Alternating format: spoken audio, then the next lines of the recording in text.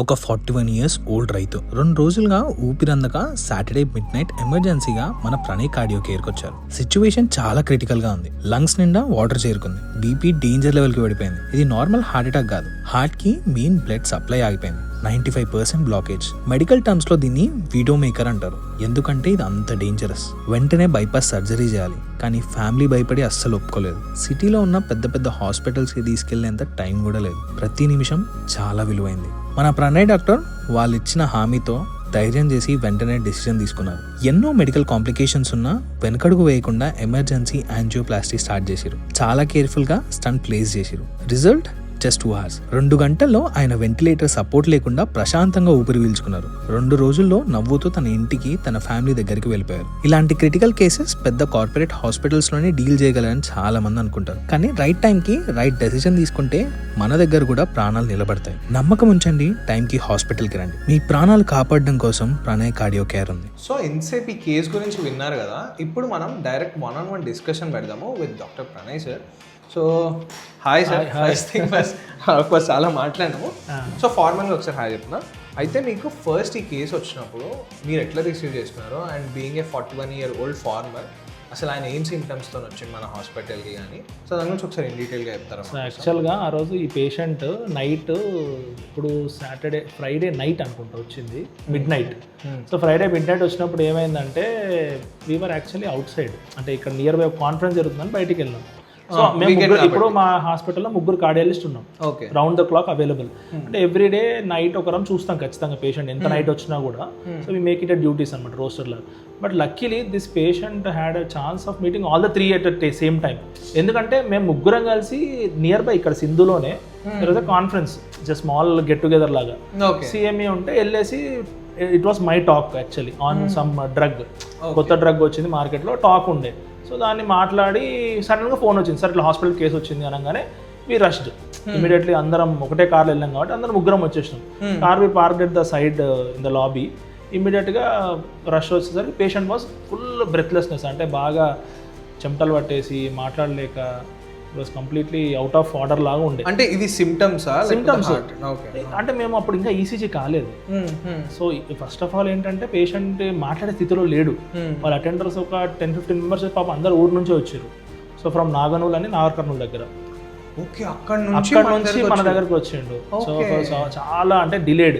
Plus ఆయన ఏం చేసిండంటే అక్కడ లోకల్ డాక్టర్తో చూపించి రోజు బ్యాక్ పెయిన్ అని వెళ్తే రోజు ఇంజక్షన్ ఇచ్చి పంపించిండట. సో ఇప్పుడు బ్యాక్ పెయిన్ ఇప్పుడు చాలా మంది ఏమనుకుంటారు, బ్యాక్ పెయిన్ అంటే వెన్ను నొప్పి అది ఇది అనుకొని డిలే అయిపోయింది. సో దాని తర్వాత ఏమైంది, ఆ వెన్ను నొప్పి అనుకొని వాడు ఇంజక్షన్లు తీసుకుంటా తగ్గుతుంది అని farmer, auto driver cum farmer అనుకుంటా. సో ఈ వాజ్ నాట్, అంటే ఎందుకులే అని అనుకున్నాడు. కానీ ఫ్రైడే నైట్ చాలా ఎక్కువ అయిపోయిందంట ఆయాసం. లక్కీగా ఏంటంటే మా దగ్గర పనిచేసిన ఒక ఐసీయూ సిస్టర్ ఉండే. సో అది తెలిసిన వాళ్ళని ఆయన పట్టుకొచ్చింది. సార్ మీరు బాగా చూస్తారు కదా, ఇమ్మీడియట్గా మీరు టేకప్ చేస్తారు, బతికించే అవకాశాలు పెరుగుతాయి కదా. ఆయన సిస్టర్ కాబట్టి మన కేసెస్ చూసి ఎక్స్పీరియన్స్ ఉంటుంది కదా. సో సస్పెక్ట్ చేసి హార్ట్ ప్రాబ్లం అంటే సార్ దగ్గర రాని తీసుకొచ్చేసిండు. తను ముందే చెప్పేసింది ఫోన్లో. సో లక్కీగా ఏంటంటే మన హాస్పిటల్ వచ్చేసాడు. రాగానే ఇమ్మీడియట్గా చూసి బ్రెత్లెస్నెస్ ఎక్కువ అయిపోయింది, ఇది కాదు, ఇది ఖచ్చితంగా హార్ట్ అటాక్ అయింటుంది. ఇమీడియట్గా 2D ఎక్కువ చేసి ఈసీజీ చేసాక మాకు అర్థమైపోయింది ఇది క్లియర్ కట్గా హార్ట్ అటాక్. సో ఇమీడియట్గా మనము ఏదో ఒకటి ట్రీట్మెంట్ చేయాలి. వాళ్ళకి చెప్పేసినాం, బాబు ఇంకా చనిపోతాడు. ఓకే, మీరు మేము ఇన్ఫార్మ్ చేసేసినాం, బాబు చనిపోతాడు, 95% హోప్ అయితే లేదు, ఇంకా 5% మనం ఏమైనా చేస్తే చేయొచ్చు, 95% బతకడు, మీ ఇష్టం తీసుకెళ్తా అంటే తీసుకెళ్ళండి, హైదరాబాద్కేనా అని అన్నా. మేమైతే పోలేము సార్ హైదరాబాద్, అంతా పెట్టుకోలేము అన్న. ఓకే అంటే సరే మరి ట్రై చేయమంటాం అంటే, సరే సార్ మొత్తం మీకు ఫ్రీ, అంటే వాళ్ళు ఇచ్చిన ఫ్రీ హ్యాండ్ మాకు చాలా హెల్ప్ అయింది. సార్ ఆయన చనిపోయినా సరే మేమైతే మిమ్మల్ని ఏం క్వశ్చన్ చేయము, భగవంతుంది అనుకుని వెళ్ళిపోతాం. This was the statement they have given. So ఇంకా మేమేందా సరే ఇంకంతా చెప్పినాం కదా, సరే ట్రై చేద్దామని. Though it was out of period window అయినా థ్రాంబులెస్ అంటే ఇంజక్షన్, రక్తం గడ్డ మెత్తబడడానికి ఇంజక్షన్ ఇచ్చినాం. ఎందుకంటే మనం యాంజియోగ్రామ్ తీసుకునే పరిస్థితులు కూడా లేము ఆ టైంలో. ఓకే, అంటే ఇంకొకటి, అంటే నేను రిపోర్ట్ చదివినప్పుడు తెలిసింది వీడో మేకర్ హార్ట్ అటాక్ అని చెప్పేసి మీరు రాసినారు. సో అంటే జనరల్ హార్ట్ అటాక్ కి దీనికి అసలు సంబంధం ఏంది? Why particularly this name was mentioned? అంటే మనం దానికి వెళ్ళే ముందు పేషెంట్ కి మనం యాంజియోగ్రామ్ అప్పటికి ఇంకా చేయలేదు. ఇంజక్షన్ ఇచ్చినాక ప్రెషర్ వెంటిలేటర్ పెట్టేసి ఇంకా ఇంట్యుబేషన్ చేయలేదు. He might go to ventilation అని చెప్పి మనము ప్రెషర్ వెంటిలేటర్ పెట్టేసి ఒక 1 day అంతా మేనేజ్ చేసాం. ఫ్రైడే ఎర్లీ మార్నింగ్ అనుకో, almost Saturday, it was the day of Saturday. So Sunday రోజు we took him for angiogram okay morning. Okay so angiogram తీసుకున్నాక this was the picture. So ఎందుకు నువ్వు అడిగిన క్వశ్చన్కి సమాధానం ఏంటంటే విడో మేకర్ అంటే ఇప్పుడు ఇది దిస్ కాల్డ్ ఎల్సిఎక్స్ అంటాం ఈ వెజల్, ఓకే ఇది ఎల్ఏడి అంటాం. Left side heart is the major supply ఇది అనమాట ఇదంతా కూడా. కానీ ఎక్కడైతే ఓపెనింగ్ ఉందో అక్కడ నుంచి అసలు కంప్లీట్గా స్టాప్ అయిపోయింది. సో ఇది మేజర్ రక్తనాళ నుంచి ఒక మేజర్ వెసల్ అరేంజ్ అవుతుంది. This is for supplying the heart. ఎప్పుడైతే ఈ ఆరిజిన్ దగ్గరనే బ్లాక్ అయిపోయిందో బ్లడ్ సప్లై హార్ట్ కట్ అయిపోతుంది. సో హార్ట్ ఎట్లా పనిచేయాలి? ఇప్పుడు మనకు కంప్లీట్గా చెయ్యికి ఎట్లయితే మనము ఎనర్జీ లేక మొత్తం కట్ అయిపోయిందో చెయ్యి ఎట్లా లేపుతాం, same thing for the heart. So major మనకు మనకు బ్రేకల్ ప్లగ్స్ అని మెడ నుంచి చేతికి వెళ్తుంది. సేమ్ థింగ్ ఎట్లయితే చెయ్యి మనం లేపాలంటే నర్వ్స్ యూజ్ అవుతాయో హార్ట్ పంపింగ్ కూడా ఈ నరం లేకపోతే కంప్లీట్గా అయిపోతుంది. అసలు is very lucky that generally these patient don't survive for very long time. అసలు ఇదే సేమ్ మనము హైదరాబాద్లో 10 మంది చూపించామనుకో జనరల్లీ ఇలాంటి పేషెంట్ సర్వైవ్ కాడు కదా అంటారు. అన్లెస్ మనము దీనికి కాంప్లికేటెడ్గా మెకానికల్ సర్క్యులేటరీ సపోర్ట్ డివైస్ అంటాం, అంటే ఐఏబిపి కానీ ఇంపెల్లా, అవి ఎంత కాస్ట్లీ అవుతాయంటే Impella cost 14 lakhs only for initiation. మళ్ళీ ఎక్మో అని ఉంటుంది, ECMO cost 5 lakhs for initiation. అసలు వాళ్ళ దగ్గర అసలు డబ్బులే లేవు, నువ్వు ఇంకా 5 lakhs ఇనిషియేషన్ ఇవన్నీ చేయాలి అంటే money is the prime importance. So కార్పొరేట్కి వెళ్ళినప్పుడు ఈవెన్ నిమ్స్లో కూడా అవైలబుల్ ఇంత ఎంసీఎస్లో అవైలబుల్ చేయాలని కూడా చాలా కష్టం, గవర్నమెంట్కి బర్డెన్ అయిపోతుంది. సో అంత ఈజీగా పెట్టలేరు, అందరి పేషెంట్కి పెట్టడానికి రాదు. Plus survival even if you start MCS also it's 50% guarantee ఉంది. సో కొన్నిసార్లు ఎంత స్టార్ట్ చేసినా యూ కెనాట్. నాకేమనిపించింది అంటే ఈ విషయంలో కాస్త యంగ్ కాబట్టి కొంచెం బెటర్గా రెస్పాండ్ ఏమో అనిపించింది. ఒకటి నేను ఒకటి మనసులో అనుకున్న భగవంతుని మేము కూడా తలుచుకుంటాం, ఎందుకంటే ఈయన మంచిగా కావాలి, భగవంతుడు ఎట్లా ఈయన మంచిగా అయితే మాకు కూడా కొంచెం యూజ్ అవుతుంది, మంచిగా చెప్పొచ్చు 10 మందికి ఇంత కష్టపడి చేసినాం పేషెంట్ని అని. సో దాని తర్వాత ఏమైందంటే మేము యాంజియోగ్రామ్ చేసినాక వాళ్ళకి మళ్ళీ ఎక్స్ప్లెయిన్ చేసినాం, బాబు అసలు ఇట్లా యాంజియోగ్రామ్ ఉన్నప్పుడు ఇప్పుడు జనరల్గా ఇది డిజిటల్, ఇది ప్రాక్సిమల్ అంటాం, దీనికంటే ఇది పెద్దగా ఉండాలి నరం, సైజ్ వైజ్. అసలు ఈ క్యాథెటర్ అనేది మనకు 1.3 mm అంతే, 1.3 mm నేను చెప్పేది, దానికంటే చిన్నగా ఉంది, దాంట్లో 50% ఉంది, అంటే జస్ట్ 0.5% ఫ్లో ఉందంటే 0.5 mm ఫ్లో. సో ఇప్పుడు మాకు ఏమర్థమైందంటే దాన్ని బట్టి ఇమ్మీడియట్గా చేయకపోతే పోతాడు. So this was the opening. So ఇది major vessel, this is the major vessel. So ఇది ఓపెనింగ్, దీన్ని లెఫ్ట్ మెయిన్ అంటాం అనమాట మా భాష, left main heart attack. So general left main heart attack వచ్చినప్పుడు సస్టైన్ అవ్వరు. సో ఇమీడియట్గా మేము ఏం చేసామంటే ఇట్లా వైర్ తీసుకొని ఇమీడియట్గా రెండింటిని సర్క్యులేట్ చేసుకొని క్లీనింగ్ ఎక్విప్మెంట్ బెలూన్ లాగా తీసుకొని ఐఏబిపి బ్యాకప్ పెట్టుకొని ఇమీడియట్గా స్టెంట్ వేసినాం అనమాట. ఇంకా వేరే ఆప్షన్ లేదు. ఈవెన్ హైదరాబాద్ టైమ్లీ ఇంటర్వెన్షన్ అనమాట. సో ఇమీడియట్గా వాళ్ళకి చెప్పి దిస్ ఈజ్ అ స్టెంట్, ఈ బ్లాక్ డాట్ ఉంది కదా దీని నుంచి దీని స్టెంట్ ఉంటుంది. సో ఇమీడియట్గా మనం ఏం చేసామంటే దాన్ని ఎక్స్పాండ్ చేసినాం. సో ఎక్స్పాండ్ చేసినాక దాన్ని మళ్ళీ మనము బెలూన్ పెట్టి క్లియర్ చేసాం. So you can observe it, balloon అదంతా stent is visible clearly. So అది పెట్టిన తర్వాత మనకు క్లాసికల్గా ఓపెన్ అయింది. ఇప్పుడు ఎంత పెద్దగా ఏం చూస్తున్నారు, just to make you understand that దీనికంటే ఇది పెద్దగా ఉండాలి. So I told you know, అప్పుడు అసలు నీకు ఇట్లా జస్ట్ ఒక లైన్ లాగా ఉంది. సో దట్స్ వై ఏంటంటే మన లైన్ లాగా ఉన్నది మనము అందుకనే 2 photos పెట్టాను అప్పుడు మన వాళ్ళకి అర్థం కావడానికి. So just విజువలైజేషన్కి. సో అది ఇది మీరు కంపేర్ చేసుకుంటే ఇట్ వాజ్ ఆల్మోస్ట్ నిల్, అసలు నీకు అసలు ఆల్మోస్ట్ ఒక లైన్ లాగా ఉంది. So this is the size actually after the treatment ఇది. So before the treatment it was almost ఈ వెజల్ ఇంత పెద్దగా ఉంది. So now this is bigger. So ఇంత పెద్దగా ఉండాల్సిన వెజల్ అంత సన్నగా అయ్యేసరికి వీ కుడ్ నాట్ అంటే గెస్. ఈవెన్ పోస్ట్ ప్రొసీజర్ కూడా కొన్నిసార్లు ఏమవుతుందంటే ఎంత చేసినా కూడా he may not survive some times. ఒకసారి స్టెంట్ వేసిన తర్వాత కూడా ఒకసారి మంచిగా ఫ్లో రాకపోయినా, ఇన్ కేస్ ఇంకేమైనా ఎక్కువ ప్రాబ్లం వచ్చినా, బీపీ సడన్గా డౌన్ అయిపోయినా కార్డియాక్ అరెస్ట్ వచ్చేస్తుంది. సో అంటే ఇట్లాంటి ఇష్యూ రావడానికి రీజన్స్ ఏమై ఉండొచ్చు, మెయిన్ రీజన్స్? ఈయన ఆల్రెడీ షుగర్ పేషెంట్ అట 5 years నుంచి. అయితే ట్రీట్మెంట్ తీసుకున్నాడని కంట్రోల్ ఉందో లేదో మనకు తెలియదు. సో యాక్చువల్గా లోకల్ అక్కడ నార్కన్లో చూపిస్తున్నాడు, బట్ ఐ థింక్ మోస్ట్లీ అంటే ఫార్మర్ బై ఆక్యుపేషన్ కాబట్టి గవర్నమెంట్లో మందులు తీసుకోవడం, రెగ్యులర్గా చెకప్ చేసుకోకపోవడం అన్నీ ఉండొచ్చు. సో ఆయన చెప్పడం కొంచెం అంటే ఈ CPAP పెట్టినాక కొంచెం ప్రెషర్ వెంటిలేటర్ పెట్టినా కొంచెం బెటర్ అయ్యిండు. అయిన తర్వాత దెన్ స్లోగా హీ ఇంప్రూవ్డ్. ఈరోజు ఈజ్ ఆఫ్ కంప్లీట్ ఆక్సిజన్ కూడా, no oxygen requirement. No inotropic requirement, అంటే బీపీ పెంచే medicine, we call it's inotropes అంటాం ఇంగ్లీష్లో. సో నారెడ్రిలిన్, డోబిటమిన్ అన్నీ ఉంటాయి, అవి పెంచడానికి పెడతాం. సో అవి యాక్చువల్గా ఫస్ట్ రిక్వైర్మెంట్ చాలా ఎక్కువ ఉండే, 8 ml 10 ml రిక్వైర్మెంట్ ఉండే. నిన్న నైట్కి 0.5 ml రిక్వైర్మెంట్ అయింది. తర్వాత ఈరోజు ఆపేసినాం. Without that also is maintaining his BP. Okay okay. So అది మెయింటైన్ అవుతుందంటే డెఫినెట్గా he's on his own blood pressure. ఇంకా తనది సో తనంత తాను he can walk and go. But still this patient should be observed for next 40 days or 50 days 60 days. Observe చేసి ఎలా ఉండబోతున్నాడు ఏంటి అనేది చూసుకోవాలన్నమాట. So in the near future definitely he goes to bypass also in the near future, రేర్గా. If in case అది ఇంకా extreme అవుతే. సో ఇవన్నీ కూడా ఏంటంటే these are all rare cases and rare survivals. Okay. So even with the best hands కూడా. But అయితే ఒక క్వశ్చన్ సార్, ఇప్పుడు మీరు మహబూబ్నగర్లో చూస్తే ఏదైనా తేడా కొడితే హాస్పిటల్ పైన దాడి చేసే సిచ్యువేషన్సే ఉన్నాయి. అవును, లాస్ట్ 1 year నుంచి కూడా we have seen so many. అదే సో ఇట్లాంటి ఒక రేర్ కేస్ని ఇప్పుడు సరే తీసుకున్నారు, మంచిగా అయింది, ఎవ్రీథింగ్ ఈజ్ ఫైన్, నేను కాదనట్లే. అంటే అఫ్ కోర్స్ పేషెంట్ సపోర్ట్ కూడా ఉంది. అదే. బట్ మీకు ఏదన్నా అయితే వాళ్ళు ఎంత మాట ఇచ్చినా కూడా సంథింగ్ ఏదన్నా మళ్ళీ హాస్పిటల్ పేరు వస్తుందని భయం అయితే ఉంటుంది. బట్ స్టిల్ అవన్నీ ఉండి కూడా ఓవర్కమ్ చేసి ఎట్లా ట్రీట్ చేసిరు అండ్ ఎట్లా సర్వైవ్ అయ్యిండు పేషెంట్ కూడా. బేసికల్గా మాకేంటంటే కాన్ఫిడెన్స్ ఫ్రమ్ అవర్ స్టాఫ్ కానీ వీళ్ళందరూ కూడా కొద్దిగా కాన్ఫిడెన్స్ ఇస్తారు సార్. మోస్ట్లీ 90% వాళ్ళు ఓకే ఉన్నారు సార్, మోస్ట్లీ వాళ్ళు ఇష్యూ చేయకపోవచ్చు అంటే నేను ముందుకు వెళ్తాను. అంటే మా వాళ్ళు కూడా ఇప్పుడు they come from different areas, different education background, everything. They will also assess the patient psychology కదా. ఇప్పుడు nothing, it all depends upon the psychology of the patient relatives. So అందులో ఎవరన్నా ఒక్కరు కూడా హెవీగా మాట్లాడడము, కొంచెం ఇరిటబుల్గా మాట్లాడడం ఉంటే జనరల్గా టేకప్ చేయరు ఎవరి కేసెస్. సో జనరల్ ఏమవుతుందంటే ఇట్లా దాడులు చేయడం వల్ల చాలామంది డిమోరలైజ్ అవుతున్నారు. యంగ్ డాక్టర్స్ కానీ డిమోరలైజ్ అవడం వల్ల ఏమవుతుందంటే, అంటే నిజంగానే నేను ఇప్పుడు అంటే నేను బేసిక్గా బయట డాక్టర్స్తో మాట్లాడేటప్పుడు కూడా డిమోరలైజ్ అయిపోతుంది. చాలా డిమోరలైజ్ అవడం వల్ల ప్రాబ్లం ఏమొస్తుందంటే సొసైటీకి నెగిటివ్ ఇంపాక్ట్ ఉంటుంది. అది ఓవరాల్గా భారతదేశానికి ఎఫెక్ట్ పడుతుంది over period of time. Even అట్లా వాళ్ళు ఎట్లా అంటే they are ready to take up the challenge. వాళ్ళు బెస్ట్ ఇవ్వడానికి. బట్ ఏమవుతుందంటే సడన్గా బెస్ట్ ఇవ్వడానికి అనుకొని సడన్గా కొలాప్స్ అయ్యండి అనుకో, డాక్టర్ చంపిండు, మీ దగ్గర వచ్చిన చంపిండు కాబట్టి మీకు పైసలు ఇవ్వండి. సో ఈ mental trauma, basically physical trauma కంటే మెంటల్ ట్రామా. అంటే ఇప్పుడు మనము యూఆర్ ఆల్ హ్యూమన్ బీయింగ్స్ బయట వన్ డే ఎవడు కూడా ఇంకోటి చంపాలనేది అనుకోడు, unless if is a criminal.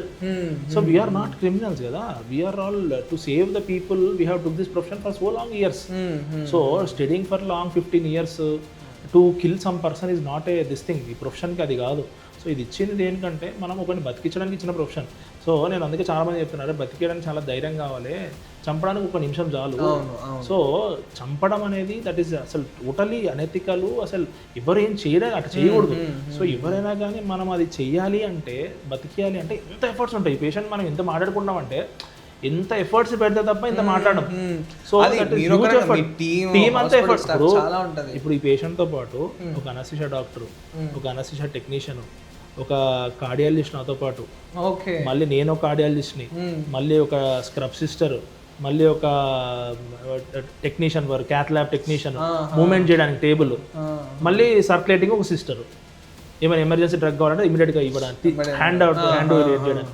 ఇంతమంది అంటే 7 మంది స్టాఫ్ని పెట్టుకొని చేయాల్సి వచ్చింది కేసు. అంటే ఇది బయట ఎవరికి తెలియదు. అంటే ఏమనుకుంటారు అంటే ఏముందిలే డబ్బులు తీసుకున్నారు చేసేసిండ్రు. నేను అదే చెప్తాను మా వాళ్ళకి, బాబు డబ్బులు ఇచ్చినంత మాత్రం అందరు సేవ్ అయిపోతారు అవ్వరు కదా.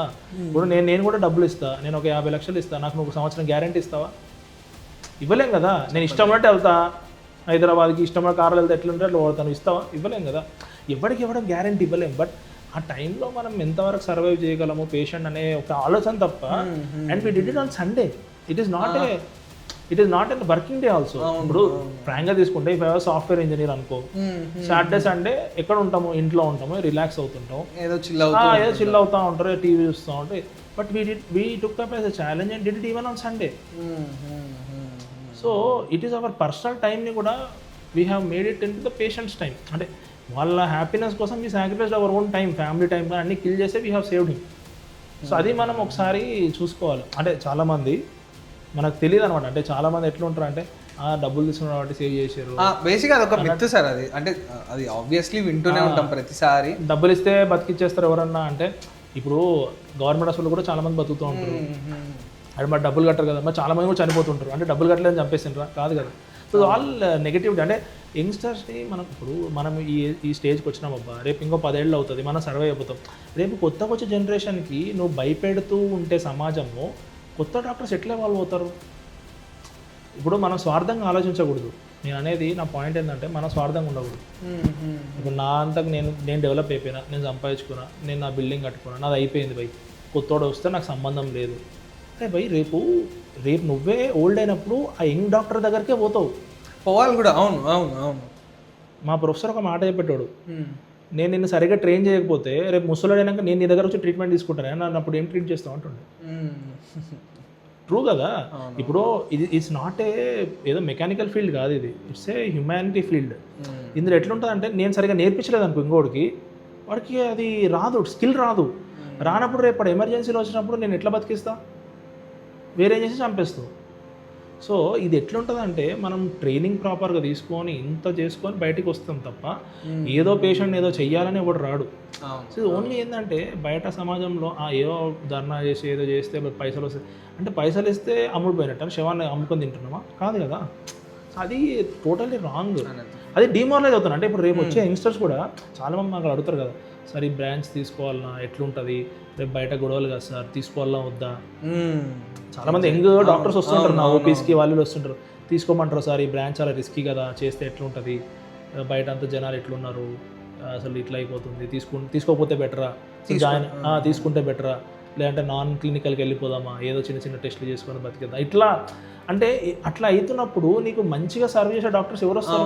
మార్కెట్లో దొరకడం చాలా అరుదైపోతుంది. అప్పుడు అరుదైపోతుంది, అంతా కార్పొరేటైజేషన్ అయిపోతుంది. ఇప్పుడు మన దగ్గర మహబూబ్నగర్లో ఈ హాస్పిటల్ మీద దాడి చేస్తున్నారు, నువ్వు హైదరాబాద్లో దాడి చేసే సీన్ ఉందా? లేదు కదా, చేయలేవు నువ్వు. ఎందుకంటే అది పెద్ద పెద్ద సంస్థలు అవి, నువ్వు ఎవరేం చేయలేవు. సో వాళ్ళ పిఆర్ టీమ్స్ ఉంటాయి, అన్నీ ఉంటాయి. మన వాళ్ళు ఇక్కడ వచ్చి లోకల్గా అది ఇదని గట్టి మాట్లాడతారు. అదే హైదరాబాద్ పోతే నువ్వు 10 లక్షలు అంటే 10 లక్షలు కడతారు, 20 లక్షలు అంటే 20 లక్షలు కడతారు. దానికంటే మనం తక్కువగా చార్జెస్ చేసి ట్రీట్మెంట్ చేస్తున్నప్పుడు accept. Almost it's equivalent treatment. Even ఇప్పుడు హైదరాబాద్ పోయినా కూడా ఈ కుడ్ నాట్ హ్యావ్ రీచ్డ్. పోయే వరకు ఏదైనా జరుగుండదు. ఎంతమంది పేషెంట్స్ మనం ఇక్కడ నుంచి రిఫర్ చేస్తూ షాద్నగర్లో డెత్ అయిన వాళ్ళు ఉన్నారు, కొత్తూరులో డెత్ అయిన వాళ్ళు ఉన్నారు. ఎంత బాధ అనిపిస్తుంది మనకు కూడా, అరే ఏదో చేసుకుంటే బతికేటోళ్ళు కదా అనే ఫీలింగ్ ఉంటుంది కదా మనకు కూడా. దే ఆర్ నియర్ బై, వస్తే ఏదో ఒకటి సేవ్ చేసేవాళ్ళం మేము. సరే it might be 5%, I agree. ఆ 5% ఛాన్స్ వచ్చి సంవత్సరం బతికినా, 1 year బతికినా దర్ ఇస్ అ డిఫరెన్స్ కదా అబ్బా. ఒక నిమిషం బతికినా డిఫరెన్స్ ఓకే ఉండకపోవచ్చు, బట్ 1 year బతికితే వాళ్ళ ఫ్యామిలీకి was a bread winner, his wife was a pregnant, వాళ్ళకు ట్విన్స్ ఉన్నాడు. ఎంత పెద్ద స్టోరీ ఆయనకి. It's bread winner of the family కదా. సో ఆయన పోతే ఫ్యామిలీ ఆల్మోస్ట్ రోడ్డు మీద పడ్డట్టేగా. మనము ఇవన్నీ థింక్ చేస్తాం అబ్బా, చేసాము ట్రీట్మెంట్ ఏదో అయిపోయినా చేసేసి మన పైసలే కావాలి, పైసలు కావాలంటే ఇది ఒకటే కదా ఫీల్డ్. బిజినెస్ ఫీల్డ్ ఉంది, పొలిటికల్ ఫీల్డ్లో తిరగవచ్చు, మస్తు ఉన్నాయి ఫీల్డ్స్. తిరగాలంటే ఎన్నో ఫీల్డ్లో తిరిగి అక్రమంగా చేయొచ్చు మనం కూడా, కానీ అట్లా చేయం కదా. దీంట్లో మనీ ఎందుకు కావాలి? నేను మామూలుగా చెప్తాను, మనీ ఎందుకు కావాలి? For the maintenance of the hospital. నేను ఒకటే చెప్తాను, మామూలుగా నాకు మనీ కావాల్సింది, మామూలుగా అందరికీ శాలరీస్ నీట్గా రావాలి బాస్, వాళ్ళందరూ మంచిగా ఉండాలి, హాస్పిటల్ మంచిగా రన్ కావాలి. అట్లయితేనే కదా ఎక్కువ ఫెసిలిటీస్ తీసుకురాగలం. ఇప్పుడు మనకు మనీ వచ్చింది అనుకో, we don't use it for only personal purpose, we make it, we get a new equipment, కొత్త ఎక్విప్మెంట్స్ కానీ, new equipments, new trends, new machines. So it is for again for the welfare of the society. So ఇవన్నీ maintain చేయాలి కదా. ఇప్పుడు చాలామంది ఏమంటారు, sir అక్కడ పోతే మనం పట్టించుకోరు సార్, ఈ హాస్పిటల్ పోతే గవర్నమెంట్ పోతే పట్టించుకోరు. ఇప్పుడు government load is very huge, that no one can take up that load. అందుకనే కొంచెం ఉన్నోడు ఏం చేస్తాడంటే వచ్చి private hospital treatment. So there is never about negativity about government. See no one can tackle such a huge load. నువ్వు నా దగ్గర ఒకసారి 200 పేషెంట్ తీసుకొస్తే I can also not tackle. How can I see? I'm one human being. So to see the patient, అందరినీ మాట్లాడాలంటే it takes time. So ఆ time లోపల ఏమైనా జరగచ్చు. సో ద బెటర్ ఏంటంటే private hospital, better clinical care, బెటర్గా మనం evaluate చేయడం బెటర్గా అవుతుంది. సో ఈ విధంగా మనము ముందుకు వెళ్ళాలంటే. So coming to the heart attack thing. So అయితే సార్, ఇప్పుడు మన మహబూబ్ నగర్ కానీ చుట్టుపక్కల ఉండే ప్రజలకు కానీ Tier 1 Tier 2 సిటీస్ ఉంటాయి కదా, ఇట్లాంటి వాళ్ళకి హార్ట్ అటాక్ సిమ్టమ్స్ లైక్ చిన్న చిన్నవైనా సరే ఉండి వెంటనే హాస్పిటల్ కన్సల్ట్ అవ్వాలి అనేలాంటివి ఏమైనా ఉంటే దాని గురించి ఒకసారి అంటే జనరల్గా ఈ హార్ట్ అటాక్స్ అనేవి ఒక్కొక్కసారి depends upon the age group, depends upon the sex, అంటే మేలా ఫీమేలా. సో ఇప్పుడు ఫర్ ఎగ్జాంపుల్ మనము సెక్స్ తీసుకుంటే మేల్లో ఒక రకంగా సిమ్టమ్స్ వస్తాయి, ఫీమేల్లో ఒక రకంగా వస్తాయి. జనరల్ కామన్గా ఒక 70 to 80% chest pain, chest pain, చేయి లాగడము, గొంతులో పట్టేయడము, దవడ లాగడము, ఇవన్నీ జనరల్ కామన్ సిమ్టమ్స్. ఫీమేల్స్లో ఇవి కాకుండా విరుద్ధంగా వస్తాయి. ఎలా ఓన్లీ అలసిపోయినట్టు, ఫెటీగ్, అలసిపోయినట్టుగా ఉండడము, చెమటలు పట్టడము, లేదంటే పని చేయలేకపోవడము, అలసటగా ఉండడము, జస్ట్ దమ్ములాగా రావడము, బ్యాక్ పెయిన్ లాగా రావడం, ఇలా అంటే ఎటిపికల్గా ఉంటాయి అన్నమాట symptoms. There might be various reasons ఉంటాయి, బట్ మనం హార్ట్ అని అనుకోము. సో ఇప్పుడు ఈ పేషెంట్ కూడా మనం 41 years తీసుకుంటే is a diabetic, sugar patient కాబట్టి నాకు సిమ్టమ్స్ చెస్ట్ పెయిన్ రాలేదు, నాకు బ్యాక్ పెయిన్ అని వెళ్ళిండి అంతే. తర్వాత ఆయాసం డెవలప్ అయింది. ఆయాసం is one of the symptom. అందుకనే మాకు నేర్పించేటప్పుడు యాంజనల్ ఈక్వలెంట్ అంటారు. యాంజనల్ ఈక్వలెంట్ అంటే ఏంటంటే ఈ సిమ్టమ్స్, ఈ 4 సిమ్టమ్స్ అంటే ఆయాసం ఉండడం, గుండె దడలాగా రావడం, స్వెట్టింగ్ అంటే బాగా ప్రొఫ్యూజ్ స్వెట్టింగ్ రావడం, సార్ నేను కూర్చొని ఉన్నా మొత్తం బట్టలంతా తడిసిపోయినాయి అంటే జనరల్లీ హార్ట్ అటాక్ చూసుకోవాలి. తర్వాత అలసట ఉండడం, ఈ 4 సిమ్టమ్స్. సో ఇట్లా మేజర్ 4 సిమ్టమ్స్ అబ్బా. ఆయాసము, తర్వాత గుండె దడ అంటే పాల్పిటేషన్స్, గుండె దడ రావడం, బాగా చెమటలు పట్టడం, అలసటగా ఉండడం కంప్లీట్గా. ఓకే. యాక్చువల్గా మా మామయ్యది కూడా హీజ్ ఏజ్డ్ 72, 73 ఉంటాయి అనుకుంటా. ఆయన జస్ట్ బిఫోర్ డే ఆయన ఓన్లీ అలసట ఒకటే చెప్పాడు. అప్పుడు నేను ఇంకా జాయిన్ అవ్వలేదు, I was in general medicine. అప్పుడు నేను కార్డియాలజీ చేయలేదు. అందరూ ఏమనుకున్నారు, జనరల్ అలసట కదా ఏం కాదు పడుకుంటే తగ్గిపోద్దా అనుకున్నాను. బట్ మార్నింగ్ ఈ could not wake up to heart attack. ఏమనుకుంటాం, డెఫినెట్లీ ఈ could not gone. So it was only fatigue, అంటే అలసట. జస్ట్ అలసట కూడా it's a major symptom. Simple అని సో అంటే అలసట ఏమి కారణం లేకుండా రావడం. అంటే ఫర్ ఎగ్జాంపుల్ కొందరు వామిటింగ్స్ అయ్యి, మోషన్స్ అయ్యి అలసట, దట్ ఈస్ డిఫరెంట్. కొందరికి ఏమైందంటే ఫుల్ జ్వరం వచ్చి అలసట. See it should not be linked with other symptoms. జ్వరం వచ్చి అలసట ఉండడం, వామిటింగ్స్ వచ్చి, మోషన్స్ వచ్చి అలసట రావడం, లేదంటే ఏమైనా ఇంజురీ అయ్యి బ్లీడింగ్ అయ్యి అలసట రావడం, లేదంటే రీసెంట్గా ఏమైనా ఆపరేషన్స్ అయితే అలసట రావడం, ఇవన్నీ కూడా లింక్డ్ అప్పుడు ఉండకూడదు. ఏమి లేకుండా అలసట ఉండడం అబ్బా, major symptom. So that we called as anginal equivalence అంటాం. సో అలా ఉన్నప్పుడు ఏంటంటే డెఫినెట్గా we should go head with the cardiologist opinion అట్లా డెఫినెట్గా. సో ఓకే సార్, ఈ కేస్ గురించి we have talk enough and చాలా మాట్లాడినాం, చాలా తెలుసుకున్నాం, ఈవెన్ హార్ట్ అటాక్స్ గురించి కూడా తెలుసుకున్నాం. So one last thing, so doctor Pranay cardio కేర్ని ఇలాంటి టైమ్స్లో విజిట్ చేయాలి అంటే ఇప్పుడు why it is the best in the town, sorry city అని చెప్తే అంటే అట్లా ఏం లేదు. ఇప్పుడు నాది ఏంటంటే at one point of time పేషెంట్కి సిమ్టమ్స్ ఏమున్నాయో చూసుకోవాలి ఫస్ట్. ఇంట్లో దే షుడ్ అసెస్. ఇంకోటి రిస్క్ ఫ్యాక్టర్స్ చూసుకోవాలంటే ఆల్రెడీ ఆయనకు షుగర్ ఉందా, బీపీ ఉందా, థైరాయిడ్ ఉందా, హిస్టరీ ఆఫ్ స్మోకింగ్ ఉందా, డ్రింక్, ఇవన్నీ ఉన్నాయో చూసుకోవాలి. ఇన్ కేస్ అవి ఏమైనా symptoms, age generally more than 35, ఇప్పుడైతే 35 తీసుకుంటున్నాం, ఇలాంటి సిమ్టమ్స్ ఉన్నప్పుడు జనరల్ ఇమీడియట్ హాస్పిటల్కి వచ్చి ఫస్ట్ కార్డియాలజీ చెకప్ చేసుకోవాలి. మన రీసెంట్ కూడా ఒక రీల్ చేశారనమాట ఇక్కడ కరీంనగర్లో డాక్టర్. సో ఆయన ఫస్ట్ ఏం చెప్పాడంటే ఇదే చెప్పాడు. ఆయన కూడా same, he was not a cardiologist, he was some other branch. So ఆయన కూడా ఏం చెప్పాడు, సేమ్ థింగ్. ఫస్ట్ మీరు ఏం చేస్తారు, నొప్పి రాగానే గ్యాస్ డాక్టర్కి వెళ్ళిపోతారు, ఎందుకంటే least safe procedure, gas tablets తగ్గుతాయి కదా అని ఒక దాంతో వెళ్ళిపోతారు. వెళ్ళిపోయిన తర్వాత ఏమవుతుంది, జనరల్ గ్యాస్ డాక్టర్స్ చాలామంది ఏమేస్తారు, కొందరు అంటే నాలెడ్జ్ఫుల్ ఉన్నవాళ్ళు డెఫినెట్గా ఈసీజీ తీయడము అన్నీ చేసి ఆ బాబు ఇది హార్ట్ అటాక్ ఉంది వెళ్ళండి అని చెప్తారు. కొన్నిసార్లు ఈసీజీలో కనపడదు. ఈసీజీ ఎంత percent sensitive, it is around 70%. ఇంకా 30% తెలియదు. ఇంకో 20-25% యాడ్ అయ్యేది 2D ఎక్కువ ట్రోపోనిన్ టెస్ట్ మీద. ఇంకా మనం అడిషనల్గా తెలుసుకోవాలంటే ఇంకో 5% యాంజియోగ్రామ్. అప్పుడైతే మనకు 100% తెలుస్తుంది, 100% వచ్చేస్తుంది. అంటే ఇప్పుడు మనం అది అందరికీ ప్రతి ఒక్క పేషెంట్కి రాగానే యాంజియోగ్రామ్ చెప్తే ఆ డాక్టర్ ఓన్లీ పైసలు చేస్తున్నారు, అట్లా చెప్పకూడదు. పేషెంట్కి ఏది నెసరీ, ఈయనకి ఏమున్నాయి రిస్క్ ఫ్యాక్టర్స్, షుగర్ ఉంది, ఛాతీలో నొప్పి ఉంది. ఇప్పుడు ఒక పేషెంట్ యాంజియోగ్రామ్ తీసుకున్నాం, ఛాతీలో నొప్పి ఉంది, షుగర్ పేషెంట్, స్మోకర్, క్లియర్ కట్గా ట్రోపోనిన్ టెస్ట్ పాజిటివ్ వచ్చింది, that means he has having heart attack. ఇంకా డౌటే లేదు, మళ్ళీ యాంజియోకి వెళ్ళాల్సిన అవసరం కూడా ఉండదు. కొన్నిసార్లు ఏంటంటే ఇప్పుడు ఏమి అన్ని నెగిటివ్ ఉన్నాయి అనుకో, యాంజియో అవసరం లేదు. అదే స్టార్టింగ్ నుంచి అన్ని నెగిటివ్ అవసరం ఉండదు.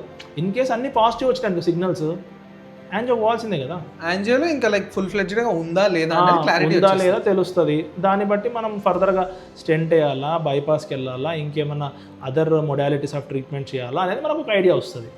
సో రెగ్యులర్గా నేను చెప్పేది ఏంటంటే 35 years దాటిన వాళ్ళకి రెగ్యులర్ మీరు బాగానే ఉన్నా, సిమ్టమ్స్ లేకున్నా వచ్చి ఒకసారి జనరల్ టెస్ట్ చేయించుకోవాలి. లైక్ ఈసీజీ బేసిక్, ఎక్కువ అందరికి నేను సజెస్ట్ చేయను, but ECG, lipid profile, HbA1c, fasting blood sugar, తర్వాత థైరాయిడ్ ప్రొఫైలు, తర్వాత రొటీన్గా బ్లడ్ టెస్ట్ లైక్ బ్లడ్ ఎంత ఉంది, హిమోగ్లోబిన్ ఎంత ఉంది అవన్నీ చూసుకోవాలన్నమాట. Even only hemoglobin very high ఉన్నా కూడా ఒకసారి హార్ట్ అటాక్స్ వస్తాయి. That is called as polycythemia అంటాం. సో మల్టిపుల్ కాజెస్ వల్ల వస్తాయి. మాకేదైనా type 1, type 2, type 3, type 4, type 5 ఎంఐస్ అంటాం. ఇన్ని టైప్స్ ఆఫ్ ఎంఐస్ ఉంటాయి హార్ట్ అటాక్స్. ఇవన్నీ చదివి ఎవరిలో ఏది ఉందని అనలైజ్ చేసి దాని తర్వాత ఇప్పుడు జనరల్గా ఎట్లుంటుంది అంటే ఇది ఉంది కదా అంటే ఇది ఉంటుంది అనేది ఎప్పుడు ఉండదు. 1+1 = 2 అనేది ఎప్పుడు ఉండదు మా దాంట్లో. 1+1 can be 4 also some times. ఎందుకంటే ట్రిపుల్లో అవ్వచ్చు, 4 times అవ్వచ్చు, రిస్క్ తెలియదు. So we should assess prior to that. మనకి పేషెంట్కి ఏమవుతుంది ఎట్లా అనేది అసెస్ చేసుకోవాలి. సో అన్నెసరీగా నేను అందుకని అన్నెసరీ టెస్ట్ ఎప్పుడు రాను పేషెంట్కి. What ever necessary.